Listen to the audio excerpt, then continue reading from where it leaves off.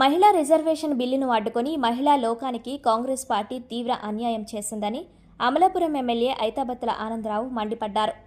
అమలాపురం పట్టణంలో మహిళలు నిర్వహించిన భారీ ర్యాలీ, జన ఆక్రోశ మహిళా సమ్మేళనం కార్యక్రమంలో ఎంపీ గంటి హరీష్ బాలయోగి, జిల్లా ఎమ్మెల్యేలు పాల్గొన్నారు. మెట్ల రమణబాబు స్వగృహం నుండి ప్రారంభమై స్థానిక గడియార స్తంభం వరకు ఈ ర్యాలీ సాగింది. ఈ సందర్భంగా నాయకులు మాట్లాడుతూ కాంగ్రెస్ పార్టీ ఎప్పుడూ మహిళల సంక్షేమాన్ని కోరుకోలేదని, పార్లమెంటులో బిల్లును ఓడించడం ద్వారా వారి అసలు స్వరూపం బయటపడిందని విమర్శించారు. మహిళలకు తండ్రి ఆస్తిలో సమాన హక్కు కల్పించిన ఘనత నందమూరి తారక రామారావుకే దక్కుతుందని గుర్తు చేశారు. డ్వాక్రా సంఘాల ద్వారా మహిళలను ఆర్థికంగా బలోపేతం చేసి వారిలో ఆత్మవిశ్వాసం నింపిన గొప్ప నాయకుడు చంద్రబాబు అని పేర్కొన్నారు.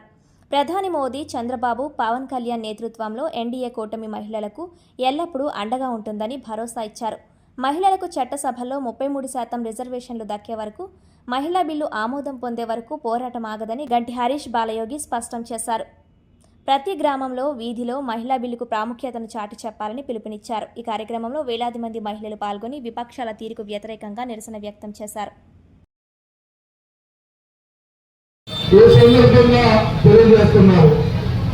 మహిళా సోదరులు ఎప్పుడూ ఒకటే గుర్తించుకోవాలా, కాంగ్రెస్ ఉండగా ఎప్పుడూ మహిళలకి మేలు జరగలేదు.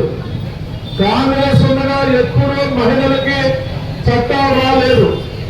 మహిళలకి తండ్రి ఆస్తిలో హక్కు వచ్చిందంటే కారణం నాడు అన్న స్వర్గీయ ఎన్టీ రామారావు గారు మహిళలకి తండ్రి ఆస్తిలో హక్కు ఇచ్చారు.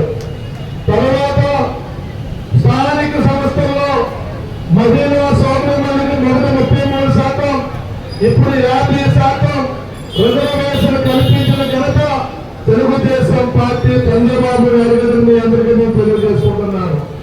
అదొకటే కాదు, ఆర్థికంగా వెనకబడినటువంటి మహిళలు, ఆర్థిక పెత్తనం లేని మహిళలకి డ్వాక్రా సంఘాలు పెట్టి ఆర్థికంగా ఈ రోజు మహిళలు ప్రాప్యత పెంచినటువంటి గొప్ప నాయకుడు మన రాష్ట్ర ముఖ్యమంత్రి నారా చంద్రబాబు గారని ఈ సందర్భంగా మీ అందరికీ నేను తెలియజేసుకుంటున్నాను.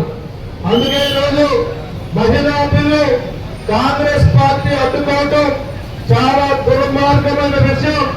అందుకే కూటమి నాయకులు మహిళలందరూ కలిసి రోజు ఈ పోరాటం చేస్తున్నాం. ఈ పోరాటం మహిళా సోదరులని 33% రిజర్వేషన్తో చట్టసభలకు పంపే వరకు ఈ ఎన్డీఏ కూటమి పోరాటం ఆగదని ఈ సందర్భంగా మీ అందరికీ తెలియజేసుకుంటున్నాను.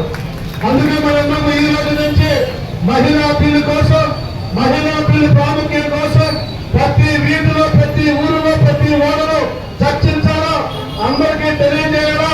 ఎన్డీఏ కూటమి ఉంటేనే, మోడీ గారి నాయకత్వం ఉంటేనే, చంద్రబాబు గారి నాయకత్వం ఉంటేనే, పవన్ గారి నాయకత్వం ఉంటేనే మహిళా బిల్లు పాస్ అవుతుంది.